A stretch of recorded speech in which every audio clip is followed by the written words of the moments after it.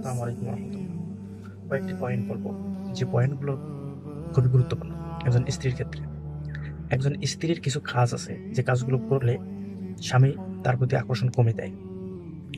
যেমন প্রথমে আমি বলতে পারি, আপনার স্বামী আপনাকে কিছু বোঝাচ্ছে, আপনি যদি সেটা না বুঝে তার বিপরীতটা বোঝেন, তখন কিন্তু আপনার স্বামীর আপনার প্রতি আকর্ষণ কমায় দিবে।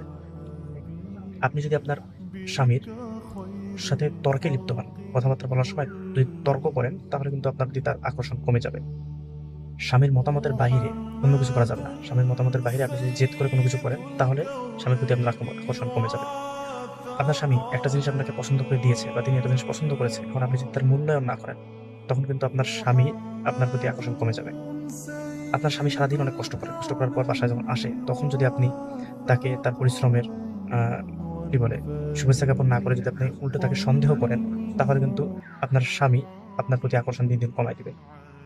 আপনার স্বামীর আকর্ষণ কমতে পারে যদি একই জিনিস বারবার আপনি খেলায় খেলায় করেন, ওনাকে বলেন একই জিনিস বারবার বলতেছেন।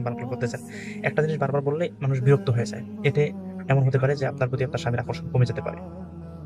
এমনকি আপনি যদি আপনার স্বামীর অনুভূতি এবং তার চাহিদার প্রতি গুরুত্ব আরোপ না করেন, তখন কিন্তু তার আকর্ষণ কমে যেতে পারে। একজন স্ত্রী, মানুষ মাত্র ভুল হতেই পারে। একজন স্ত্রী ভুল করেছে, এখন সেই স্ত্রী যদি ভুল স্বীকার না করে, তখন সেই স্ত্রীর প্রতি আকর্ষণ কমে যায় একজন পুরুষের।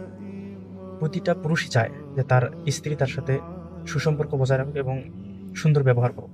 একটা স্বামী সারাদিন পরিশ্রম করে আসলে সুন্দর ব্যবহারটা করলে তার মাইন্ড একদম ক্লিয়ারলি ফ্রেশ হয়ে যায়। তো প্রতিটা স্বামী চায় তার স্ত্রী তার সাথে সুন্দর ব্যবহার করুক।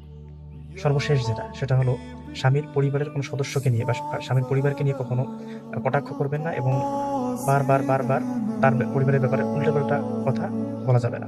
এটা থেকে বিরত থাকবেন। আসসালামু আলাইকুম।